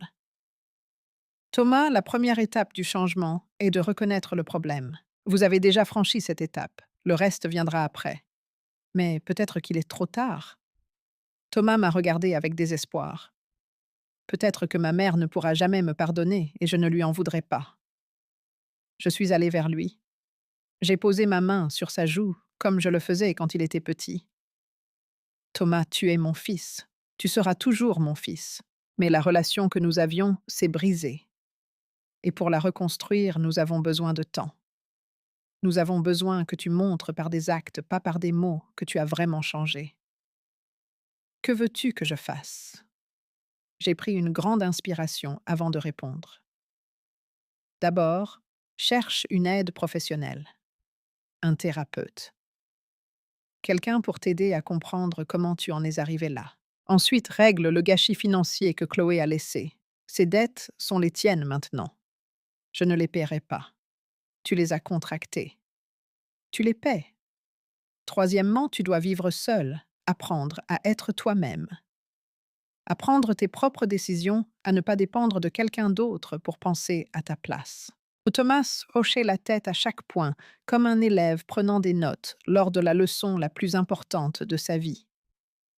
Et après ça? Après ça, quand tu auras fait tout ça, quand tu seras vraiment une personne différente, alors on parlera de reconstruire ce que nous avions. Ou bien de Tsinsi. Le temps qu'il faudra. Peut-être des mois, peut-être des années. J'ai vu la douleur dans ses yeux, mais j'ai aussi vu l'acceptation. Il savait qu'il n'y avait pas de raccourci, que les dommages étaient profonds et réels. Grégoire est intervenu avec son ton professionnel. Thomas, il y a aussi la question légale. Chloé a contracté des dettes en utilisant votre nom des prêts que vous avez signés mais qu'elle a dépensés. Légalement, vous êtes responsable. Nous parlons d'environ 350 000 € entre les cartes et les prêts personnels. Thomas a pâli. Je n'ai pas 350 000 €. Je sais. C'est pourquoi vous allez devoir restructurer votre vie financière, parler aux banques, négocier des plans de paiement. Ça va être difficile, mais c'est votre responsabilité. Et pour ce qui est du divorce, j'ai déjà préparé les papiers. Grégoire a sorti un dossier. Divorce express pour faute grave. Chloé devra signer d'où elle se trouve. Et voici la clause importante. Elle renonce à toute prétention sur les biens de votre part ou de la part de votre famille. Rien. Zéro. Elle part avec ce qu'elle est venue, c'est-à-dire rien. Tiens, Thomas a pris les papiers avec des mains tremblantes. Je croyais que je l'aimais. Tu aimais l'idée que tu te faisais d'elle, lui ai-je dit doucement. Le masque qu'elle portait. Mais la vraie personne sous le masque. Tu ne l'as jamais connue parce qu'elle ne l'a jamais permis. François s'est approché de Thomas et lui a mis la main sur l'épaule. Jeune homme, ma fille vous a causé beaucoup de souffrance. En tant que père, je me sens responsable. Si vous avez besoin d'aide pour trouver un bon thérapeute, mon frère est psychiatre. Je peux vous donner ses coordonnées. Thomas a acquiescé, reconnaissant. Merci, monsieur. Marion s'est aussi approchée. Thomas, si tu as besoin de quelqu'un à qui parler, quelqu'un qui comprenne ce que c'est que de vivre dans l'ombre de Chloé, je suis là. Pas pour remplacer qui que ce soit, juste comme quelqu'un qui a aussi été sa victime. J'ai été surprise de voir la compassion de la sœur de Chloé, mais c'était logique. Elle aussi avait passé toute sa vie à être comparée, à concourir, à se sentir inférieure à sa sœur parfaite. Le téléphone de Grégoire a sonné. Il a répondu brièvement, a hoché la tête plusieurs fois et a raccroché. C'était le parquet. Chloé a été incarcérée. La demande de libération sous caution a été refusée parce qu'il y a un risque de fuite. Elle restera en détention pendant toute la procédure. Ils estiment que le procès prendra entre 6 et 8 mois. Et qu'est-ce qui va lui arriver a demandé Céline d'une voix tremblante. Si tout est prouvé et avec les preuves que nous avons, la peine encourue est de 3 à 7 ans de prison. Escroquerie. Falsification de documents, association de malfaiteurs. Ce sont des crimes graves. Céline s'est couvert le visage des mains. François l'a soutenue, mais lui aussi pleurait en silence. Voir ses parents souffrir me brisait le cœur. Ils n'avaient rien fait de mal. Ils avaient juste eu la malchance d'élever quelqu'un qui était né sans boussole morale. Monsieur, madame, leur ai-je dit, n'hésitez pas à me contacter si vous en avez besoin. Je sais que c'est difficile. La douleur de perdre un enfant, même si c'est par ses propres décisions, fait tout aussi mal.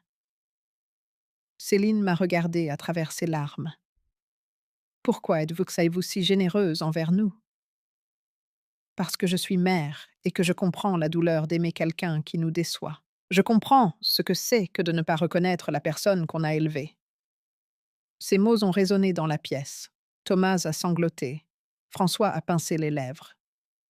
Nous avons tous réalisé à ce moment-là que nous étions de différentes manières les victimes de la même personne. Paul a commencé à ranger son matériel.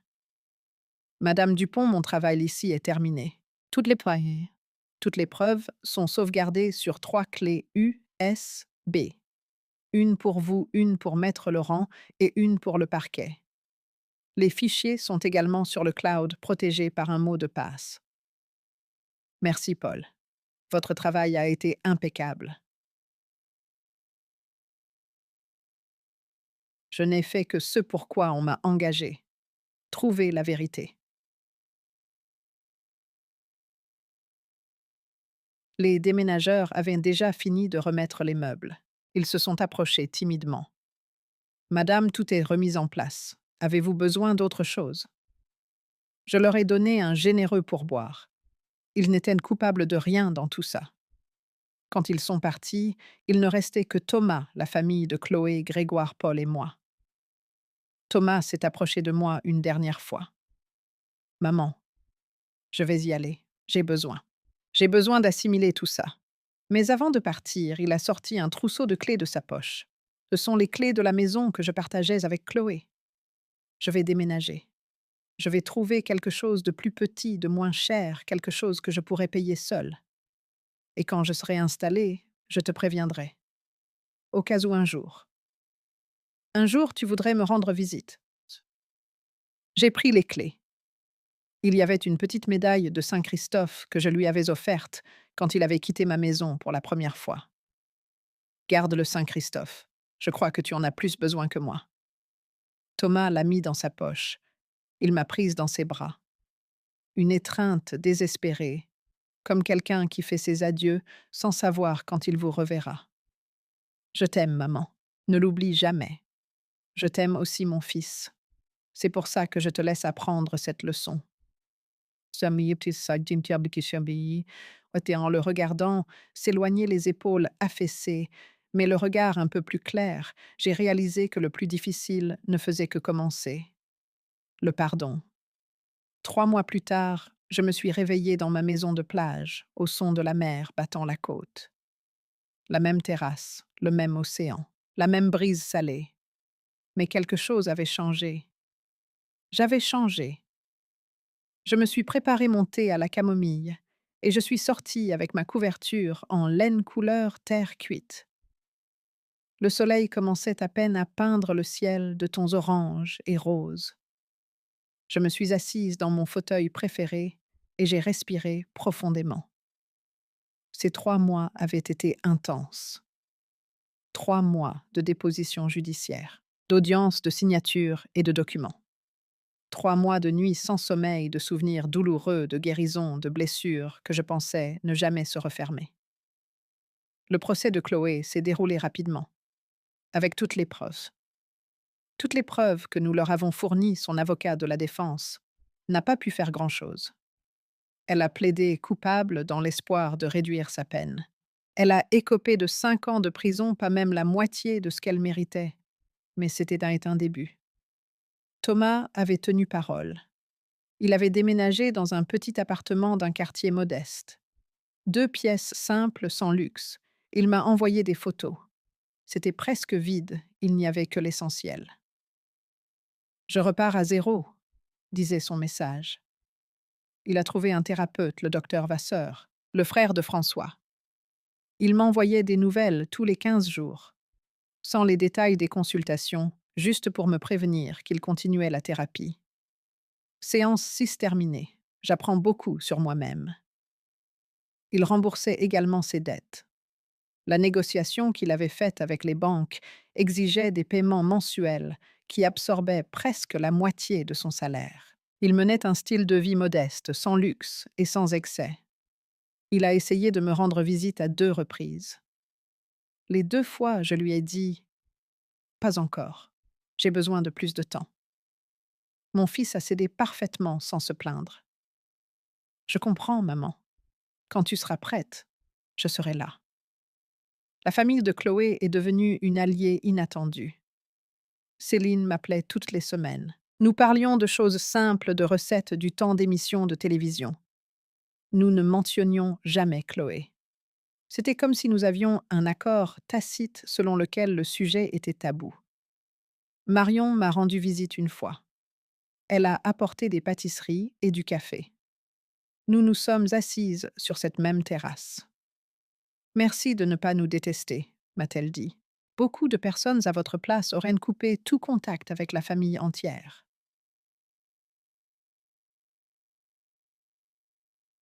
Vous n'êtes pas Chloé. Je ne porte pas ces péchés sur votre dos.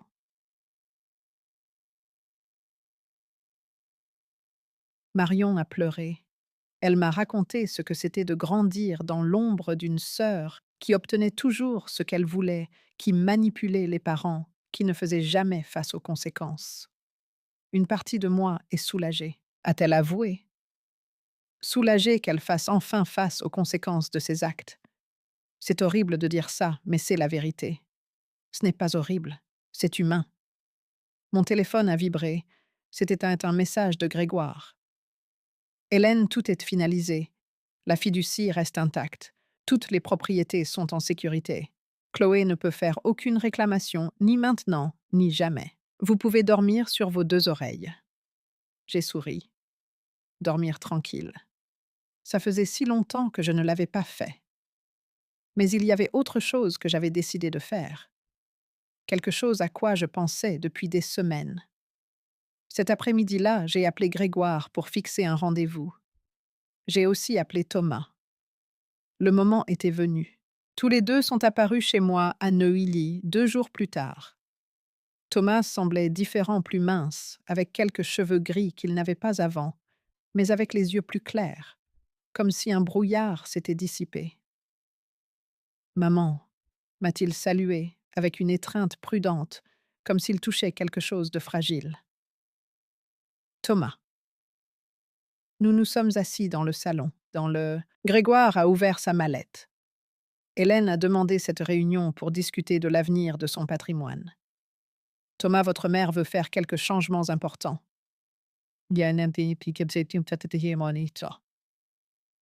Thomas a pâli. Maman, si c'est pour me déshériter, je comprends. Je ne contesterai pas. Pas après tout ce qui s'est passé. J'ai levé la main. Il ne s'agit pas de te déshériter, Thomas. Il s'agit de m'assurer que ce que j'ai construit est utilisé correctement. Écoute avant de parler. Grégoire a sorti des documents. Votre mère a décidé de modifier son testament et la fiducie. Les propriétés restent dans la fiducie. Elle reste l'unique bénéficiaire tant qu'elle vit. Mais après son décès, les choses vont changer. Il a remis une copie du document à Thomas. Une copie du document à. Il a commencé à lire et j'ai vu son expression passer de la confusion à la surprise. La maison familiale de Neuilly, ai-je poursuivi, te reviendra directement. C'est ta maison. C'est là que tu as grandi. Il est logique qu'elle soit à toi. Maman jeune. Laisse-moi terminer. L'appartement du 16e arrondissement sera vendu après ma mort. L'argent de cette vente, environ 2 millions d'euros, sera divisé en 2 parties. Une moitié pour toi, l'autre moitié ira à une fondation. Je vais créer une fondation. Grégoire est intervenu. L'Institut Hélène Dupont pour la protection financière du troisième âge. Il aidera les personnes âgées qui font face à des abus financiers de la part de membres de leur famille. Conseil juridique gratuit. Soutien psychologique, hébergement temporaire si nécessaire. Thomas m'a regardé les larmes aux yeux. Maman, c'est magnifique. C'est nécessaire, car j'ai découvert que mon cas n'est pas le seul. Il y a des milliers de personnes âgées qui se font dépouiller, manipuler, déclarer incapables par des parents ambitieux, et personne ne les défend. Et la maison de plage, la maison, a demandé Thomas. Cette maison, j'ai tapoté doucement la table, sera également vendue. La valeur totale, 5 millions. 500 000 euros ira à la fondation, pour qu'elle ait suffisamment de ressources pour fonctionner pendant des années. Mais ça veut dire que je n'hériterai que de la maison de Neuilly et de 16 millions d'euros. C'est exact. Sur les presque 15 millions que je possède. C'est exact. Tu hériteras d'environ 6 millions au total, si l'on compte la valeur de la maison familiale. Le reste ira pour aider d'autres personnes. Et j'ai vu le conflit sur son visage. Une partie de lui, la partie égoïste que Chloé avait nourrie, pensait que c'était injuste. Mais une autre partie, la partie qui apprenait à être meilleure, a compris. C'est juste, a-t-il finalement dit. Plus que juste. Après tout ce que j'ai fait, tu devrais tout donner à la fondation. Ce n'est pas une punition, Thomas. Il s'agit de faire en sorte que mon argent fasse une réelle différence. Et en plus, j'ai sorti un autre document. Il y a une condition, une condition. Pour que tu reçoives ta part, tu dois respecter ceci dans les 5 prochaines années. 1. Continuer la thérapie régulièrement. 2. Garder tes finances en ordre. Pas de dettes irresponsables. 3. Être bénévole à la fondation pendant au moins 10 heures par mois. Et 4. Reconstruire notre relation. Sans précipitation, sans forcer, mais sincèrement. Si tu ne respectes pas ces conditions, ta part ira également à la fondation et la maison de Neuilly deviendra le siège de la fondation. Thomas est resté silencieux pendant un long moment, puis il a hoché la tête. J'accepte toutes les conditions. Ne les accepte pas pour l'argent, Thomas. Accepte-les parce que tu veux sincèrement changer.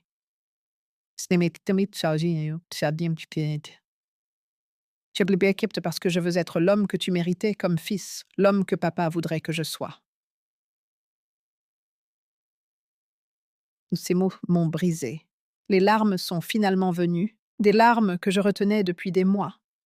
Thomas s'est agenouillé devant moi. Il a pris mes mains. Maman, je sais que le chemin est long. Je sais que je ne peux pas effacer le mal avec de belles paroles, mais je te le promets. Je te le promets sur la mémoire de papa, je ferai le travail. Je serai meilleur. Je regagnerai ta confiance.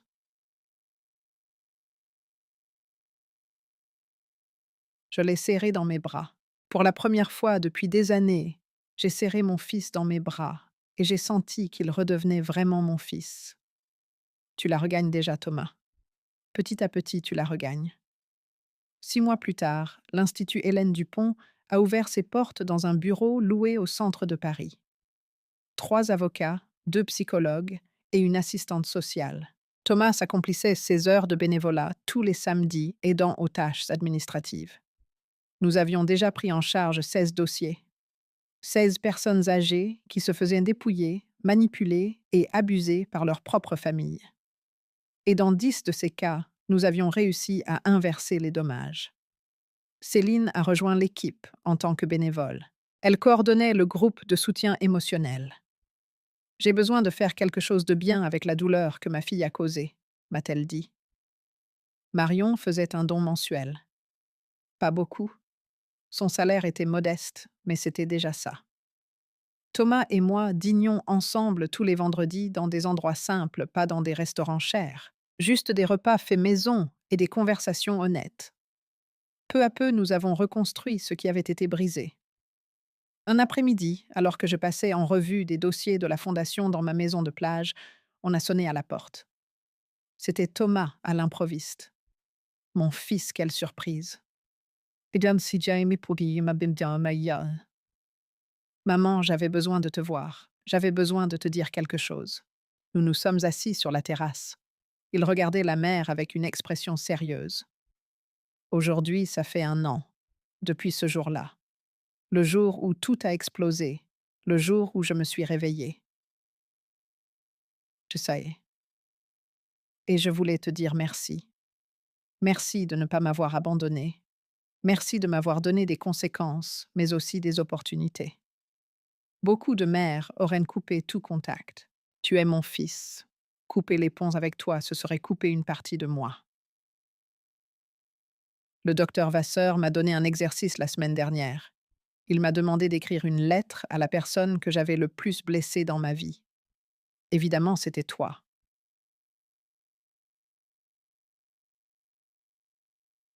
Il m'a donné une enveloppe de sa veste. Il me l'a tendue avec des mains tremblantes. Tu n'as pas à la lire maintenant, mais je devais te la donner. J'ai ouvert l'enveloppe. La lettre faisait 3 pages. Des larmes tachaient certains mots. J'ai lu en silence pendant que Thomas regardait la mer. La lettre était un déballage complet. Tous les souvenirs de son enfance. Toutes les fois où j'avais sacrifié quelque chose pour lui. Toutes les fois où il m'avait manqué de respect et dont il se souvenait maintenant avec honte. Chaque séance de thérapie révélant des couches de culpabilité de la manipulation qu'il avait subie, de la responsabilité qu'il acceptait maintenant. Et à la fin, une promesse. Maman, je ne peux pas te rendre les années que nous avons perdues. Je ne peux pas effacer les mots que je t'ai dit, mais je peux te donner une chose. Le reste de ma vie en étant le fils que tu mérites. Pas parfait parce que je suis encore humain, mais présent, honnête, le tien. Je t'aime. Je t'ai toujours aimé, même quand je ne le montrais pas. Ton fils Thomas. J'ai plié la lettre et je l'ai remise dans l'enveloppe. J'ai regardé Thomas. Viens ici. Il s'est approché. Je l'ai serré fort dans mes bras comme quand il était petit et faisait des cauchemars. Je te pardonne, mon fils. Complètement. Je ne porte plus le poids du ressentiment. Thomas a sangloté sur mon épaule. Je ne mérite pas ton pardon. Personne ne mérite le pardon. C'est pour ça que ça s'appelle la grâce, et je choisis de t'accorder cette grâce.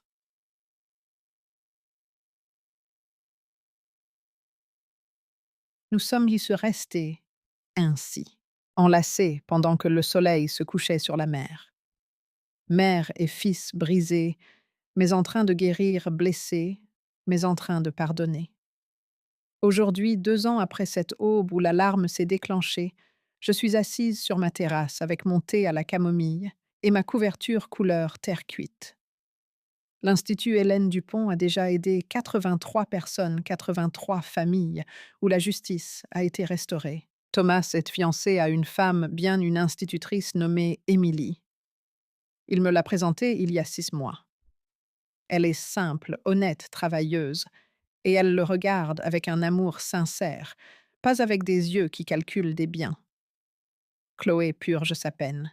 Je ne lui ai pas rendu visite. Je ne lui en veux pas, mais je ne ressens pas non plus le besoin de la voir.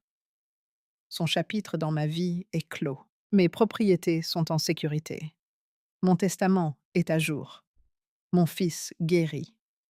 Et moi, j'ai récupéré quelque chose de plus précieux que l'argent. J'ai récupéré ma dignité. J'ai récupéré ma paix.